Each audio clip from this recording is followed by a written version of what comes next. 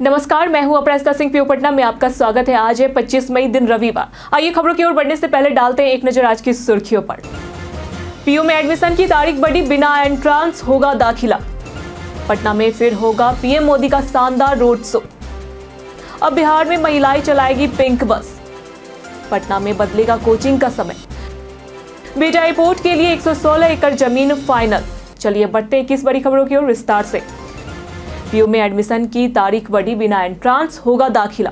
Patna university PU ने स्नातक course में एडमिशन की अंतिम तारीख 31 मई तक बढ़ा दी है। इस बार एंट्रांस एग्जाम नहीं होगा, दाखिला इंटर के अंकों के आधार पर होगा। आवेदन प्रक्रिया पूरी तरह ऑनलाइन है। वहीं पाटलिपुत्र यूनिवर्सिटी पीपीयू में 5 सरकारी कॉलेजों को AICTE मान्यता नहीं मिलने से वोकेशनल कोर्स में एडमिशन की अनुमति नहीं मिली है। कुछ प्राइवेट कॉलेजों को सरकार की स्वीकृति का इंतजार है। आवेदन प्रक्रिया मई अंत तक शुरू होने की संभावना है। AICTE मान्यता के लिए कॉलेजों को विशेष मानदंडों को पूरा करना आवश्यक है। पटना में फिर होगा पीएम मोदी का शानदार रोड शो। प्रधानमंत्री नरेंद्र मोदी 29 मई को 2 दिवसीय बिहार दौरे पर आएंगे। इस दौरान पटना एयरपोर्ट के नए टर्मिनल भवन का उद्घाटन और बेटा एयरपोर्ट का शिलान्यास करेंगे। पीएम मोदी पटना में भव्य रोड शो करेंगे, जहां जगह जगह फूलों की बारिश और महिलाओं द्वारा आरती उतारी जाएगी। रोड शो के बाद वे बीजेपी कार्यालय में सांसदों, विधायकों और पदाधिकारियों के साथ बैठक करेंगे। दौरे का मुख्य उद्देश्य विधानसभा चुनाव की तैयारी का जायजा लेना है। अगले दिन वे विक्रमगंज में जनसभा को भी संबोधित करेंगे। तैयारियां जोर शोर से चल रही हैं। अब बिहार में महिलाएं चलाएगी पिंक बस। बिहार सरकार ने महिला सशक्तिकरण की दिशा में बड़ा कदम उठाते हुए पिंक बस सेवा शुरू की है, जिसे महिला ड्राइवर और कंडक्टर चलाएगी। पटना, गया, दरभंगा समेत प्रमुख शहरों में यह सेवा महिलाओं की सुरक्षा और सुविधाजनक यात्रा सुनिश्चित करेगी। महिलाएं ड्राइवरों की कमी को देखते हुए सरकार 18 से 35 वर्ष की महिलाओं को औरंगाबाद में मुफ्त आवासीय बस ड्राइविंग ट्रेनिंग देगी। सफल प्रशिक्षण के बाद उन्हें नौकरी और मानदेय मिलेगा। यह योजना न सिर्फ रोजगार के अवसर बढ़ाएगी, बल्कि महिलाओं की सामाजिक आर्थिक स्थिति सुधारने में भी मददगार साबित होगी। खबरों की ओर आगे बढ़ने से पहले एक महत्वपूर्ण बात, अगर आपको हमारी अपडेट्स और जानकारी पसंद आ रही है तो क्यों ना आप अपने प्योर पटना चैनल को सब्सक्राइब कर लें। साथ ही बेल आइकन दबाना ना भूलें, ताकि आपको सभी वीडियो के नोटिफिकेशन मिलते रहे और इस तरह आप हमारे वीडियो से भी हमेशा जुड़े रहेंगे। हम चाहते हैं कि हमारे साथ बने रहें और हमें आगे भी आपके लिए और बेहतरीन कंटेंट लाने का मौका मिले। पटना में बदलेगा कोचिंग का समय। पटना में अब कोई भी कोचिंग संस्थान स्कूल अवधि के दौरान नहीं चलेगा। जिला शिक्षा पदाधिकारी ने निर्देश जारी किया है कि स्कूल समय में कोचिंग चलती पाई गई तो उसे बंद कर दिया जाएगा। सरकारी स्कूल शिक्षक कोचिंग में पढ़ाते मिले तो उन पर सख्त कार्रवाई होगी। छात्राओं के लिए निर्देश है कि यदि कोई विद्यार्थी लगातार 15 दिन तक स्कूल नहीं आता है तो उसका नामांकन रद्द कर दिया जाएगा। बिना पंजीयन चल रहे कोचिंग संस्थानों की पहचान कर कार्रवाई की जाएगी। बेटा एयरपोर्ट के लिए 116 एकड़ जमीन फाइनल। बेटा में प्रस्तावित अंतर्राष्ट्रीय हवाई अड्डे के लिए नए टर्मिनल भवन के लिए 116 एकड़ जमीन आवंटित कर दी गई है।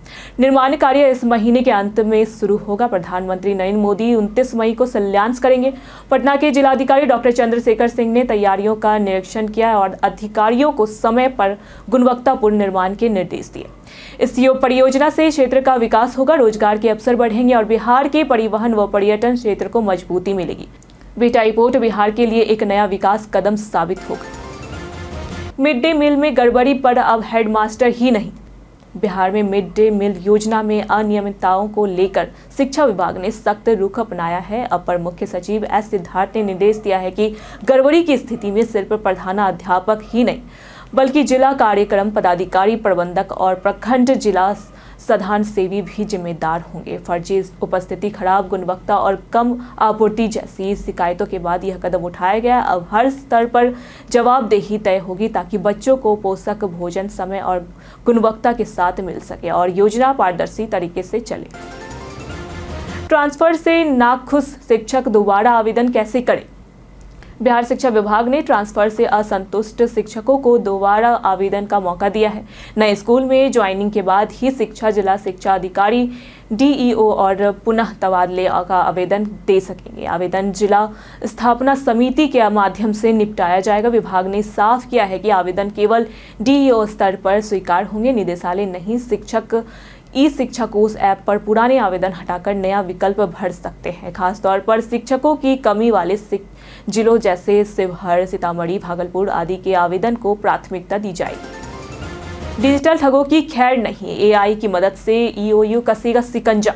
बिहार पुलिस ने साइबर अपराधों पर प्रभावी कार्रवाई के लिए आर्थिक अपराध इकाई ईओयू में साइबर सुरक्षा और फॉरेंसिक रिसर्च एवं डेवलपमेंट सेंटर का उद्घाटन किया है। इस केंद्र में आर्टिफिशियल इंटेलिजेंस एआई तकनीक का इस्तेमाल कर साइबर खतरों का मुकाबला किया जाएगा। सीडैक पटना के सहयोग से चलने वाला यह केंद्र साइबर अपराध जांच और समाधान को तेज करेगा। 26 जून तक पटना में साइबर हैकाथॉन भी आयोजित किया जाएगा, जो प्रतिभागियों को साइबर सुरक्षा व फॉरेंसिक क्षेत्र में नए समाधान विकसित करने के लिए प्रेरित करेगा। पटना में बादल छाए रहेंगे, हल्की बारिश और तेज हवा का अलर्ट जारी। आज पटना में बादल छाए रहेगा और हल्की वर्षा होने की संभावना है। हवा की रफ्तार 60 किलोमीटर प्रति घंटा तक चलेगी, जिससे मौसम नमी युक्त और ठंडा महसूस होगा। आज का अधिकतम तापमान 36.1 डिग्री सेल्सियस जबकि न्यूनतम तापमान 24 डिग्री सेल्सियस रहेगा। 27 मई को बंगाल की खाड़ी में कम दबाव का क्षेत्र बनने की संभावना है, जिससे पटना में मौसम में बदलाव होगा। कल भी हल्की बारिश और तेज हवा बनी रह सकती है, इसलिए सावधानी बरतें और सलाह दी गई है कि किसानों को फसलें की सुरक्षा का विशेष ध्यान रखना चाहिए। एम्स दरभंगा का डीपीआर 2 महीने में होगा तैयार। एम्स दरभंगा की विस्तृत परियोजना रिपोर्ट डीपीआर अगले 2 महीने में तैयार हो जाएगी। इसके निर्माण का जिम्मा आईआईटी दिल्ली और एमएससीसी इंडिया लिमिटेड को सौंपा गया है। 188 एकड़ जमीन पर 1261 करोड़ रुपए की लागत से एम्स का निर्माण 36 महीनों में पूरा होगा। बाढ़ से सुरक्षा के लिए परिसर के चारों ओर रिंग बांध बनाया, साथ ही मिट्टी भराई के लिए 309.29 करोड़ रुपए मंजूर किए गए हैं। परियोजना में अस्पताल, मेडिकल कॉलेज, आयुष अस्पताल, आवासीय और हॉस्टल सुविधाएं शामिल होंगी। जलापूर्ति व पावर ग्रिड के भी इंतजाम होंगे। दीघा के दूधिया मालदा आम को मिलेगा जीआई टैग।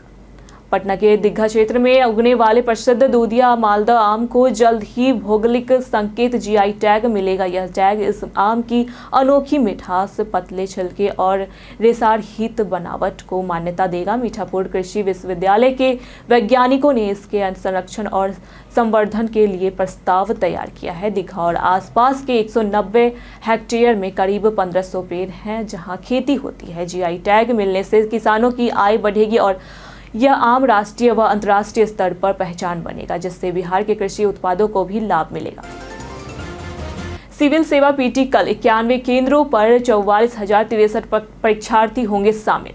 आज संघ लोक सेवा आयोग की सिविल सेवा प्रारंभिक परीक्षा पटना में 91 परीक्षा केंद्रों पर 2 पालियों में आयोजित होगी, जिसमें 44,063 अभ्यर्थी शामिल होंगे। कदाचार मुक्त परीक्षा सुनिश्चित करने के लिए 30 जोनल मजिस्ट्रेट, पुलिस अधिकारी और जवान तैनात किए गए हैं। प्रमंडलीय आयुक्त ने शांतिपूर्ण एवं कदाचार मुक्त परीक्षा कराने को प्राथमिकता बताया। स्थानीय निरीक्षण अधिकारियों ने केंद्रों का पुनर्निरीक्षण किया।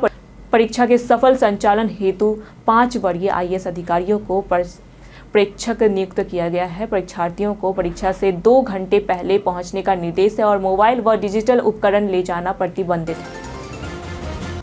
हाईटेक होगा बिहार का बेउर जेल, बनेगा पहला मल्टी वीसी सेंटर।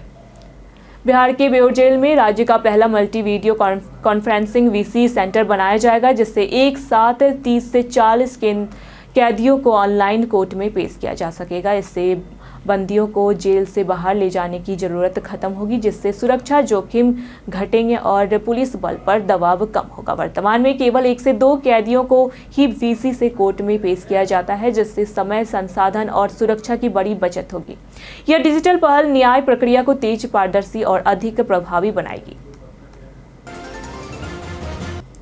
गंगा किनारे 8 किलोमीटर लंबी 4 लेन सड़क का निर्माण शुरू। पटना में ट्रैफिक जाम से राहत के लिए गायघाट से दीदारगंज तक 8 किलोमीटर लंबी 4 लेन सड़क बनेगी, जिसका निर्माण जून से पहले सप्ताह से शुरू होगा। इस परियोजना की लागत लगभग 100 करोड़ रुपए है और इसे 1 साल में पूरा किया जाएगा। यह सड़क अशोक राजपथ का वैकल्पिक मार्ग बनकर करीब 10 लाख लोगों को ट्रैफिक से राहत देगी। गायघाट से दमराही घाट तक पहले से बनी 2 लेन सड़क को 4 लेन में बदला जाएगा और दमराही घाट से दीदारगंज तक नई सड़क बनेगी। छठ पर्व के दौरान श्रद्धालुओं को भी सुविधा मिलेगी। आग से बचाव के लिए अग्निशमन विभाग तेजी से हो रहा हाईटेक। बिहार अग्निशमन विभाग को आधुनिक बनाया जा रहा है। 46,688 हाईटेक और 34,000 से अधिक जल स्रोतों की GIS मैपिंग की गई है, जिससे डिजिटल मैप के जरिए निगरानी और त्वरित रिस्पांस संभव हो सके। 239 संवेदनशील क्षेत्रों में पहले से ही अग्निशमन वाहन तैनात है और 471 मिस्ड टेक्नोलॉजी वाहन पुलिस थानों में उपलब्ध है। गलियों के लिए 12 मिस्ड बाइक, बहुमंजिला इमारतों हेतु हाइड्रोलिक प्लेटफॉर्म और अन्य उपकरणों की खरीद प्रक्रिया भी जारी है। अब तक 3,538 भवनों और 1,409 अस्पतालों का फायर ऑडिट किया जा चुका है। पटना में गैस पाइपलाइन हुई लीक। बीते दिन रानापुर के पूर्वी गोला रोड स्थित रामदेव रेसिडेंसी अपार्टमेंट के पास शनिवार सुबह बुड़कों द्वारा नाला खुदाई के दौरान गेल इंडिया की गैस पाइपलाइन क्षतिग्रस्त हो गई, जिससे गैस लीक होने लगी। घटना के बाद अफरा तफरी मच गई और लोग घरों से बाहर निकल आए। सूचना पर अग्निशमन विभाग और गेल इंडिया के कर्मी पहुंचे और लीकेज पाइप की मरम्मत कर स्थिति को नियंत्रित किया गया। पार्षद व स्थानीय लोगों ने निर्माण कार्य में लापरवाही का आरोप लगाया। पुलिस ने भी पाइपलाइन क्षति की पुष्टि की। इंस्टाग्राम का नया ऐड टू मिक्स फीचर अब रील्स बनाए और भी क्रिएटिव। इंस्टाग्राम ने हाल ही में ऐड टू मिक्स नामक नया फीचर लॉन्च किया है, जो एंड्रॉयड और iOS दोनों यूजर्स के लिए उपलब्ध है। यह फीचर रील क्रिएटर इंटरफेस में मिलता है, जहां यूजर्स ऑडियो को जोड़कर उसकी टाइमिंग, वॉल्यूम और क्रम को कस्टमाइज कर सकते हैं। इसका उपयोग social media influencer, music artist, छोटे व्यवसायी और आम यूजर्स कर सकते हैं जो अपनी रील्स को अधिक क्रिएटिव और प्रोफेशनल बनाना चाहते हैं। इसका इस्तेमाल करने के लिए इंस्टाग्राम का लेटेस्ट वर्जन अपडेट करें, रील बनाएं, ऐड टू मिक्स टैप करें, ऑडियो जोड़ें और कस्टमाइज करके रील को सेव या शेयर करें। ATM से कैश नहीं मिला, पैसे कट गए, तुरंत करें ये उपाय। अगर ATM से पैसे नहीं निकलते लेकिन खाते से राशि कट जाती है तो घबराए नहीं। सबसे पहले अपने बैंक के कस्टमर केयर से तुरंत संपर्क करें और ट्रांजैक्शन की पूरी जानकारी दे। बैंक शिकायत दर्ज कर ट्रैकिंग नंबर देगा। RBI नियमों के अनुसार बैंकों को 7 कार्य दिवसों में राशि लौटानी होती है। यदि समाधान ना मिले तो बैंक शाखा जाकर लिखित शिकायत दर्ज करें। फिर भी हल ना हो तो बैंक की वेबसाइट या RBI के बैंकिंग लोकपाल पोर्टल पर ऑनलाइन शिकायत दर्ज करें। हमेशा ATM रसीद ले, ट्रैकिंग नंबर संभाल कर रखें और धैर्य बनाए रखें, क्योंकि जाँच में कुछ समय लग सकता है। कई कारणों से दर्ज है भारत के इतिहास में आज की तारीख 2003 में आज के दिन भारत ने पाकिस्तान के साथ राजनयिक संबंधों को फिर जोड़ने का ऐलान किया था, लेकिन यह रिश्ते दिसंबर 2001 में संसद पर आतंकी हमले के बाद तोड़ दिए गए थे।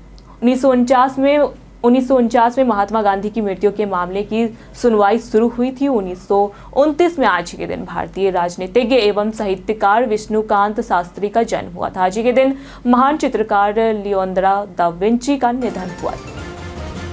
पटना पुलिस ने फतुहा डकैती कांड का किया खुलासा। बीते दिन फतुहा थाना क्षेत्र में 16 मई को आभूषण व्यवसायी राजकुमार के घर हुई डकैती का पटना पुलिस ने खुलासा कर लिया है। 7 अपराधी गिरफ्तार किए गए हैं, जिनमें एक आभूषण विक्रेता भी शामिल है, जिसने लूटे गए जेवर खरीदे थे। पुलिस ने 2 देसी कट्टे और लूट का माल भी बरामद किया है। विशेष टीम ने तकनीकी जांच और वैज्ञानिक अनुसंधान के आधार पर कार्रवाई की है। गिरफ्तार आरोपियों का आपराधिक इतिहास रहा है। पुलिस अब इनके नेटवर्क और फरार साथियों की तलाश में जुटी है। गिल बने कप्तान करुण नायर की टेस्ट में वापस। इंग्लैंड के खिलाफ 5 टेस्ट मैचों की सीरीज के लिए टीम इंडिया का ऐलान किया गया है। शुभम गिल को कप्तान और ऋषभ पंत को उप कप्तान बनाया गया है। करुण नायर की 8 साल बाद टेस्ट टीम में वापसी हुई है। मोहम्मद शमी और श्रेयस अय्यर की टीम को जगह नहीं मिली है, जिससे फैंस हैरान हैं।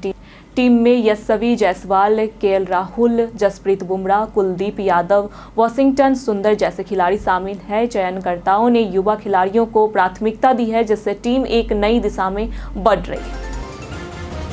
बीते दिनों जिन्होंने हमारे वीडियो पे लाइक और कमेंट किए थे, उनके नाम है वीर कुमार, बबलू कुमार, पवन रजक, स्वास्तिक कुमार, नेहा कुमारी, राकेश कुमार, संजीव कुमार, बबलू कुमार, MD मुस्ताक, मनोज दास, अल्पेश राज, गुड्डू कुमार, रमेश कुमार, दिलसाद रफीक, सहदेव महतो।